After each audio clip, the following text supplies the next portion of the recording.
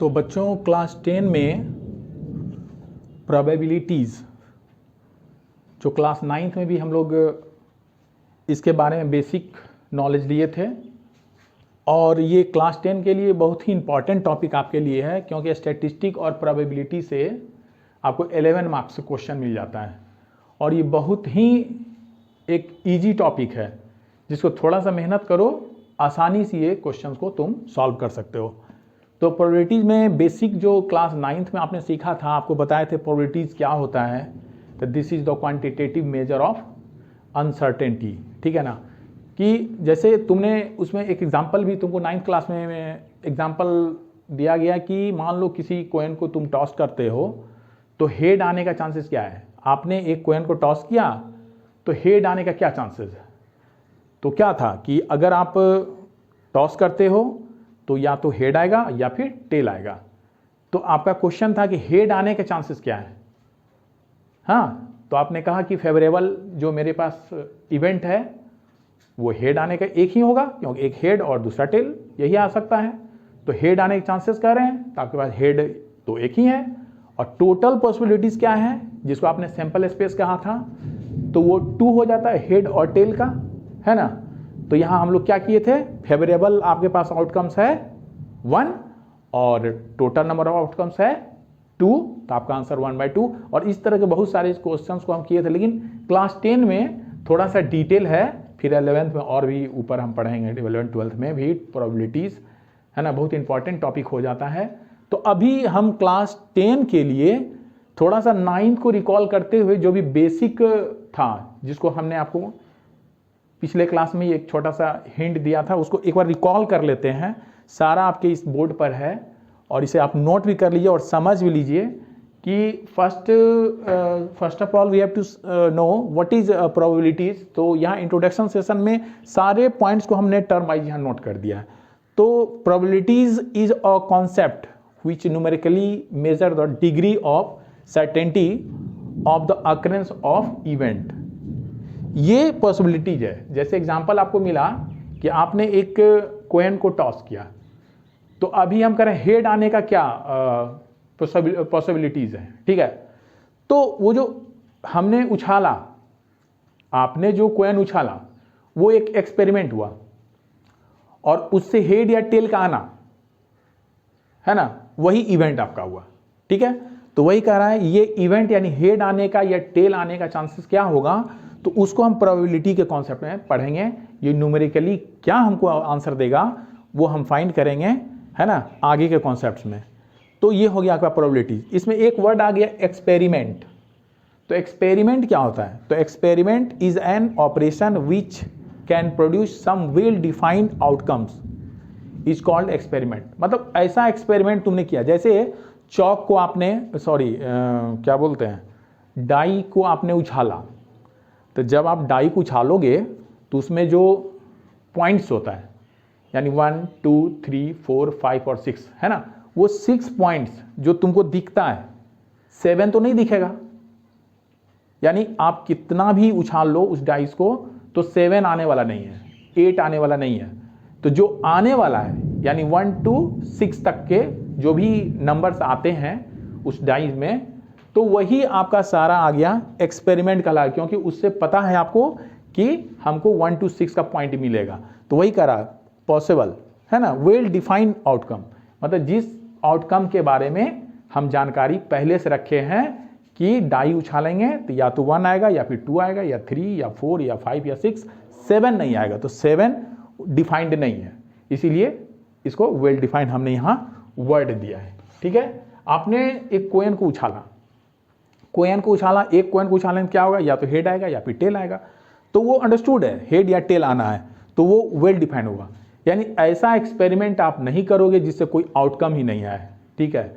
जैसे एग्जाम्पल हम दे रहे हैं कि आपने कॉइन उछाला और आपसे कोई कहे कि चलो कॉइन को हमने उछाला तो 7 आने का चांसेस क्या है, तो कॉइन में 7 तो नहीं होता है ना, हेड और टेल हम लिख सकते हैं, ठीक है। तो वैसा एक्सपेरिमेंट हमको नहीं करना है, ठीक है। तो यहां वेल डिफाइंड हो गया। उसी तरह नेक्स्ट है आपका रेंडम एक्सपेरिमेंट। रेंडम एक्सपेरिमेंट का मतलब हो गया कि an experiment in which all possible outcomes are known and exact outcomes can not be predicted in advance. मतलब अभी जो हमने आपको एग्जांपल दिया सब कुछ वही है बेसिकली, है ना, कि आपने उछाला, जैसे आपने डाइस को उछाला, तो डाइस को जब उछालोगे तो उसमें चांसेस, देखो रेंडम एक्सपेरिमेंट को अगर हम एस से डिनोट करें तो एस क्या हो जाएगा, या तो 1 आएगा या 2 आएगा या 3 आएगा या 4 आएगा या 5 आएगा या 6 आएगा। तो ये जो 1 2 3 4 5 6 आने का चांसेस है, यही आपका रेंडम एक्सपेरिमेंट कहलाता है, यानी टोटल ऑल पॉसिबल आउटकम्स, यानी हमने एक डाई को उछाला तो क्या क्या आ सकता है, तो ये आप करा। उसी तरह जब आपने 1 है ना 1 कोयन को आपने जब उछाला तो एस इसमें हो जाएगा, या तो हेड आएगा या फिर टेल आएगा। तो हेड या टेल का आना, है ना, ये आपका कहला गया सारे पॉसिबल आउटकम्स हैं, तो इसको हम लोग रेंडम एक्सपेरिमेंट कहेंगे। ठीक है, अब इसमें हेड का आना, देखो द कलेक्शन ऑफ, यहाँ इवेंट में आ जाओ, इवेंट कहलाता है द कलेक्शन ऑफ ऑल और sum of the possible outcomes is called event. मतलब जब हमने कोयन को उछाला तो अभी हम कह रहे हैं हेड आने का चांसेस क्या है, तो अगर तुम इसको इवेंट को ई बोलते हो तो ये ई इक्वल टू एच होगा, है ना, हेड आने के चांसेस यानी एक एच ही आएगा, है ना, तो ये आपका कहलाया गया इवेंट।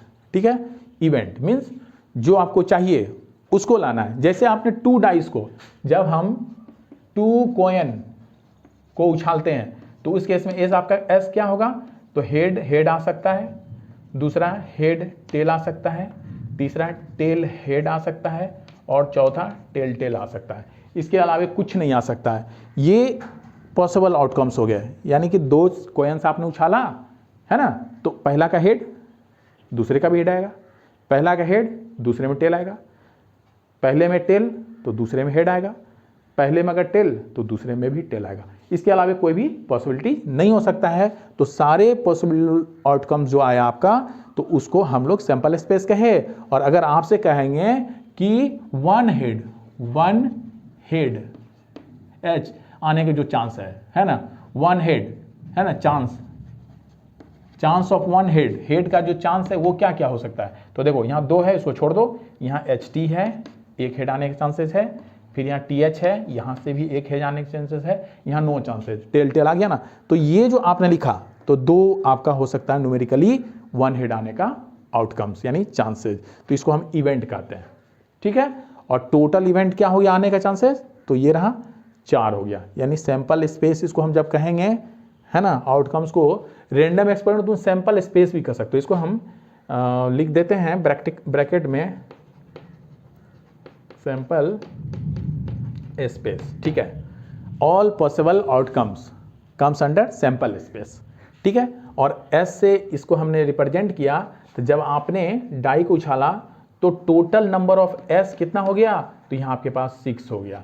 उसी तरह जब एक कोयन का आपने उछाला इसमें एन एस क्या हो गया, तो ये आपका 2 हो गया। यहाँ जब आपने उछाला तो यहाँ पर आने के चांसेस क्या हो गया, एन एस इज यहाँ हो गया आपका 4। ठीक है, अब इवेंट पे आते हैं। जब इवेंट आपने 1 कोयन से हेड लाए, है ना, 1 हेड आने का चांस, है ना, chance of getting 1 head when a coin is tossed, तो E इक्वल टू ये रहा, और नंबर ऑफ E अगर लिखना चाहोगे तो NE क्या हो जाएगा, ये 1 हो जाएगा। इसी तरह जब 2 कोयन को हमने उछाला तो 1 हेड व्हेन 2 कोयंस आर टॉस्ड, है ना, व्हेन 2 कोयंस आर टॉस्ड। ठीक है, तो यहां पर जब आपने 2 कोयन को उछाला तो 1 हेड आने का चांसेस HT और TH हुआ, यानी यहां से NH का वैल्यू तुम्हारा 2 हो गया। देख लो, तो ये तुम्हारा कहलाता है।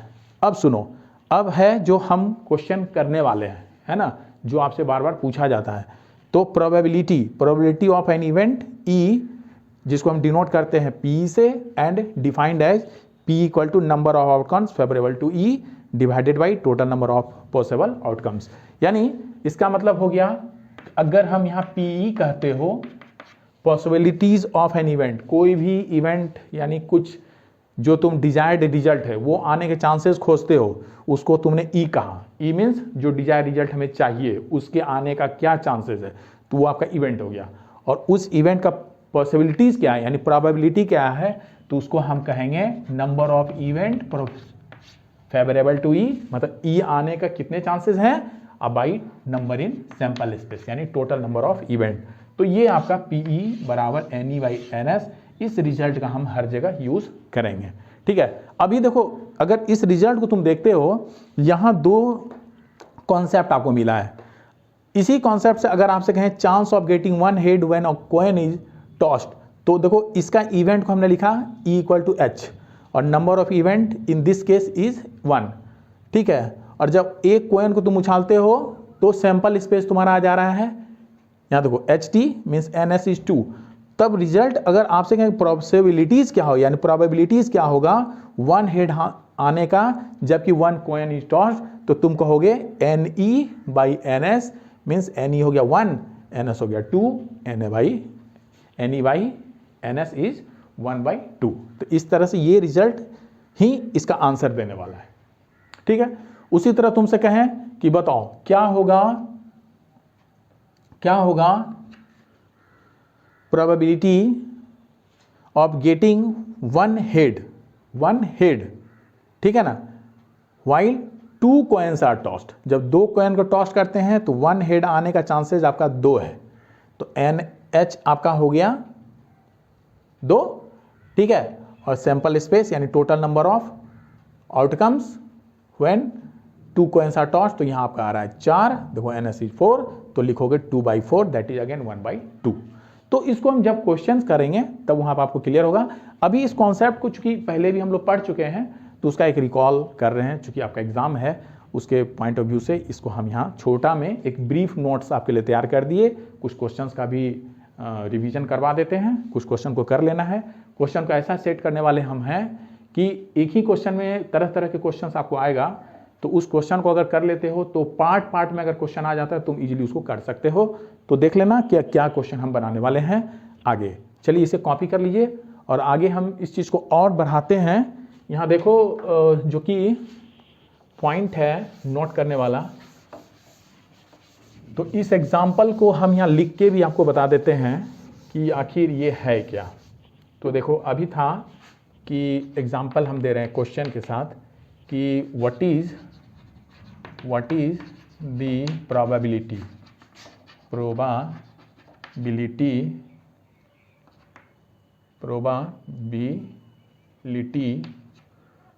what is the probability of getting one head while a coin is tossed।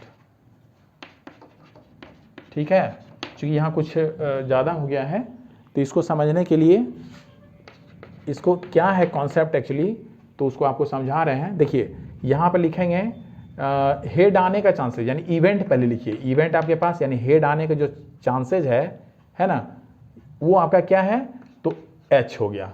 और सैंपल स्पेस क्या है यानी कि टोटल चांसेस क्या है, एक कॉइन जब उछालोगे तो एच आएगा या टी आएगा। तो इस केस में तुम कहोगे नंबर ऑफ इवेंट क्या हो जाएगा, तो ये तुम्हारे पास 1 हो गया। और इस केस से नंबर ऑफ इवेंट क्या, number of in sample space क्या हो जाएगा, ये 2 हो जाएगा। ठीक है। और यहां से तुमसे अगर हम कहें कि व्हाट इज द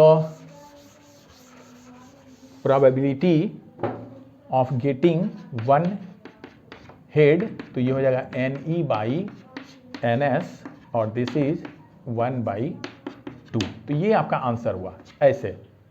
ठीक है, उसी तरह तुम यहां मेंशन कर देना, यहां लिख देना ऊपर, let E be the event of getting one head. ठीक है, and S be the sample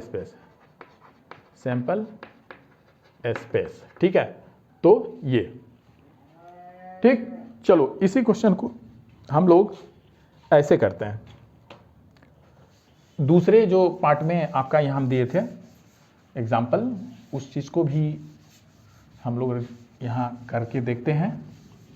तो आपका क्वेश्चन वही होगा जो ऊपर है कि क्वेश्चन नंबर 2, मतलब एग्जाम्पल चल रहा है, ये क्वेश्चन आपका है कि what is the probability of getting 2 heads when 2 coins are tossed। ये क्वेश्चन है। तो देखो ये फार्मूला का यूज करके तुम इस क्वेश्चन को कैसे करोगे, तो तुम यहां लिखना कि लेट, एकदम इस स्टेप वाइज हम करके दिखलाते हैं। Let E be the event of getting, कितना हेड चाहिए आपको? 2 हेड्स, ठीक है। And S be the sample space means random experiment जो आपको मिलता है, ठीक है, सैंपल स्पेस। तो यहाँ से हम लिख सकते हैं, तो ई आपका क्या होगा? तो सुनो, पहले एस लिख दो, सैंपल स्पेस, टोटल पॉसिबिलिटी क्या है? तो आपके पास एच आ सकता है, एच टी आ सकता है, टी एच भी आ सकता है और टी टी भी आ सकता है। यानी पहले कॉइन का हेड, दूसरे का हेड, पहले का हेड, दूसरे का टेल, पहले का टेल, दूसरे का हेड और दोनों का टेल। ये टोटल आपके पास पॉसिबिलिटीज है जिसको हमने एस से डिनोट किया, ठीक है। इसके अलावा कोई पॉसिबिलिटी नहीं हो सकता है। अब देखो, तो इसी तरह हम यहाँ लिखते हैं कि इवेंट जो आपको चाहिए है ना, नंबर ऑफ फेवरेबल इवेंट क्या हो जाएगा? इवेंट ऑफ गेटिंग 2 हेड आने का चांसेस। तो देखो यहाँ पर 2 हेड, अच्छा चलो ये क्वेश्चन हो गया गेटिंग 2 हेड है ना, तो 2 हेड आने के चांसेस देखो यहाँ एक ही है, ठीक है ना। तो यहां से तुम्हारे पास निकालोगे, हियर एनएस इज, गिन लो 1 2 3 4 and N E is, this is 1 है ना। Then probabilities of an event, जो कि फार्मूला होता है N E by N S, और यहाँ से हम लिख सकते हैं एन ई का वैल्यू देखो क्या है, तो ये तुम्हारा 1 है और एन एस का वैल्यू तुम्हारा यहाँ 4 है, और यही आपका रिजल्ट हुआ, ठीक है। ये रहा। चलो इसी क्वेश्चन में एक हम इसमें टेल जोड़ते हैं। देखो होता क्या है एक्चुअली, इस प्रोबेबिलिटी में हमको यहाँ से और क्लियर होने वाला है। देखो यहाँ पर है तुम्हारा कि what is the probability of getting 2 heads. अभी हम कह रहे हैं कि what is the probability of, इसी में जोड़ देना। मान लो 2 हेड्स, हम पहला क्वेश्चन लिख दिए, तुम इसी में दूसरा क्वेश्चन लिख दो। इसी क्वेश्चन को बढ़ा लेना है कि ऑफ गेटिंग 1 टेल है ना, 1 टेल, दूसरा तीसरा और जोड़ लो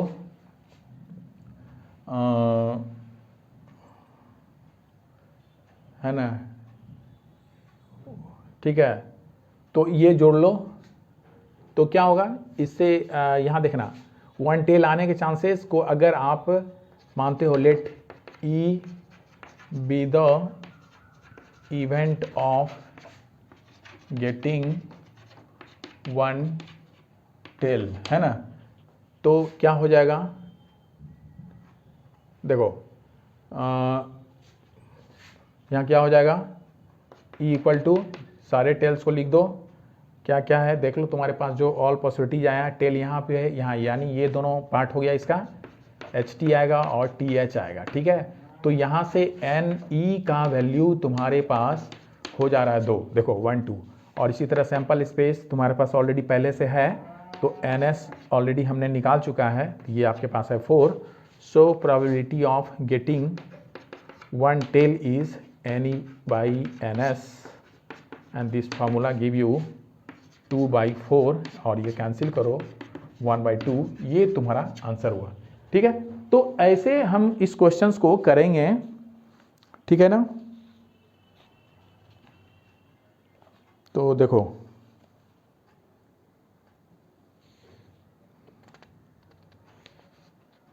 इसको कॉपी करते चलो और यहाँ पर क्वेश्चंस को हम निकाल रहे हैं, आप इसे नोट करते जाइए। और कुछ और कॉन्सेप्ट्स को बढ़ाते हैं हम लोग कि अभी तक जो हमने देखा, यहाँ से ये एक रिजल्ट तुम नोट करके लिख सकते हो। फिर हम आगे भी कुछ क्वेश्चन को करेंगे कि यहाँ नोट करना है कि जो भी रिजल्ट हम देख रहे हैं तो वो हमारा 0 से 1 के बीच का ही आ रहा है या आने वाला होगा। तो आखिर केस क्या है, तो तुम यहाँ नोट कर देना। ठीक है, कि किसी भी probability of an event PE वो ऑलवेज 0 से 1 के बीच ही होगा। ये नंबर 1 पॉइंट। ठीक है, तो दूसरा पॉइंट है इफ, है ना, अगर प्रोबेबिलिटी ऑफ एन इवेंट वो हमारा अगर 0 हो जाता है, ठीक है ना, इफ PE इज 0 देन ये कहलाता है, then this is called,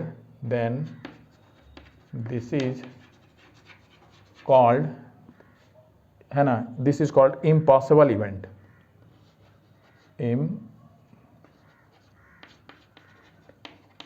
impossible event, ये इवेंट इम्पॉसिबल कहलाएगा।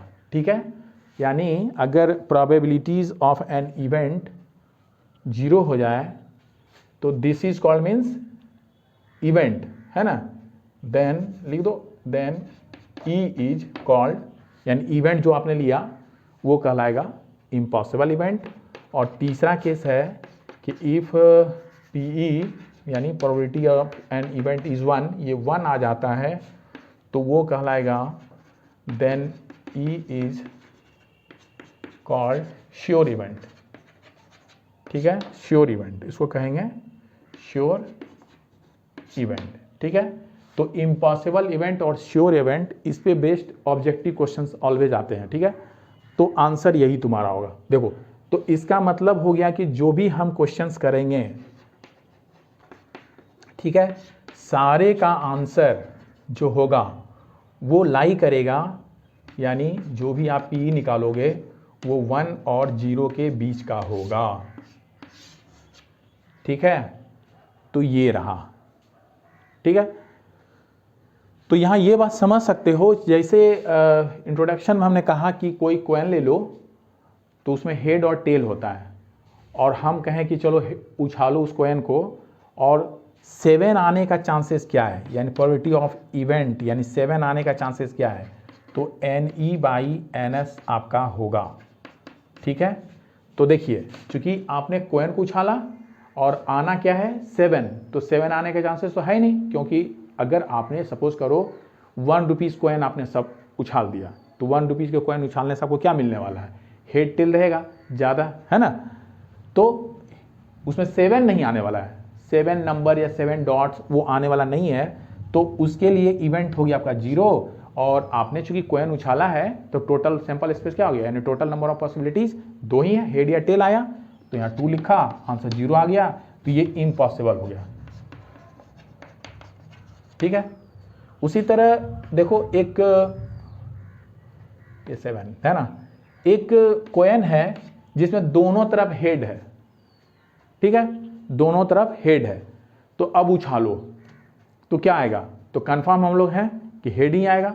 यानी जब आपने उछाला, है ना, और इवेंट में आपका HH ही मिला, ठीक है, मतलब आपने ऐसा कॉइन डिजाइन किया कि जिसमें HH ही आपने लिखा, है ना, तो वो आने के चांसेस क्या है, तो यहाँ NE/NS जब आप लिखेंगे तो चूंकि HH ही है दोनों तरफ, तो 2 ही हुआ फेवरेबल इवेंट, और सैंपल स्पेस भी आपका 2 ही रहा। तो ये कैंसिल हो गया, ये 1 आ गया, ये श्योर इवेंट हो गया। अब समझ में आई बात कि इम्पॉसिबल और श्योर इवेंट क्या होता है। यानी जिस चीज़ को आपने देखा और आप श्योर कह सकते हो चलो इससे ये आने वाला है, तो वो श्योर इवेंट हो गया। तो एक छोटा सा एग्जांपल ये रहा आपका, और अभी जितना भी क्वेश्चन हम लोग करेंगे उसका आंसर 0 से 1 के बीच का ही आएगा। इससे भी हम कंफर्म हो लेंगे कि चलो मेरा आंसर ठीक आ रहा है। चलिए इसे कॉपी कर लीजिए और आगे हम और क्वेश्चंस को करने वाले हैं।